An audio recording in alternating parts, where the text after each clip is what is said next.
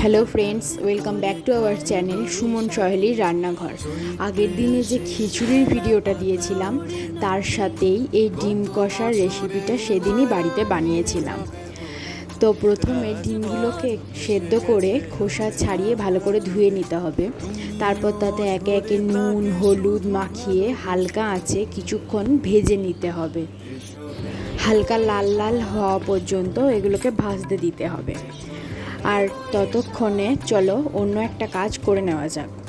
ততক্ষণে একটা বাটিতে সেদ্ধ করে রাখা আলুকে ভালো করে হাতে চটকে চটকে মেখে নিতে হবে। তারপর অন্যদিকে ডিমগুলো ভাজা হয়ে গেলে একটা বাটিতে তুলে নিয়ে সেই ফ্রাইং প্যানে সর্ষের তেল দিয়ে হালকা সর্ষের তেলটা গরম করে নিয়ে তাতে শুকনো লঙ্কা ফোড়নে দিয়ে টমেটো কুচি পেঁয়াজ কুচি দিয়ে আর নুন দিয়ে কিছুক্ষণ নাড়াচাড়া করে নিতে হবে।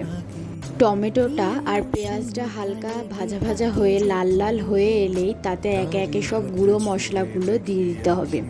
হলুদ গুঁড়ো, জিরে গুঁড়ো, ধনে গুঁড়ো। তারপর সেটাকে কিছুক্ষণ ভালো করে নাড়াচাড়া করে নিতে হবে। তারপর দিয়ে দিতে হবে আদা রসুন বাটাটা। তারপরেই একটু নাড়াচাড়া করেই সেদ্ধ করে মাখিয়ে রাখা আলুটা দিয়ে ভালো করে নাড়াচাড়া করে জল দিয়ে কিছুক্ষণ ফুটতে দিতে হবে। তারপর যখন দেখা যাবে ভালো করে মশলাটা কষা হয়ে যাওয়ার পর তেল ছেড়ে আসছে, তখনই একে একে ভেজে রাখা ডিমগুলো দিয়ে ফুটিয়ে নিয়ে নামিয়ে দিলেই হয়ে গেল আজকের রেসিপি ডিম কষা। এই ডিম কষাটা যে কোনো খাবারের সাথেই চলে, ভাত রুটি পরোটা বা খিচুড়ি যে কোনোর সাথে এই ডিম কষাটা একদম পারফেক্ট কম্বিনেশন। অবশ্যই বাড়িতে একবার বানিয়ে দেখবে আর খাওয়ার পর অবশ্যই কমেন্টে জানাতে ভুলো না কেমন লাগলো ডিম কষাটা খেতে।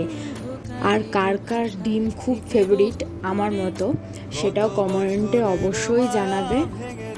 আজকের মতো এটুকুই। সবাই ভালো থেকো, সুস্থ থেকো, আনন্দে থেকো। আর ভয়েস দেওয়াতে যদি কোনো ভুল ত্রুটি হয়ে থাকে মার্জনা করে নিও।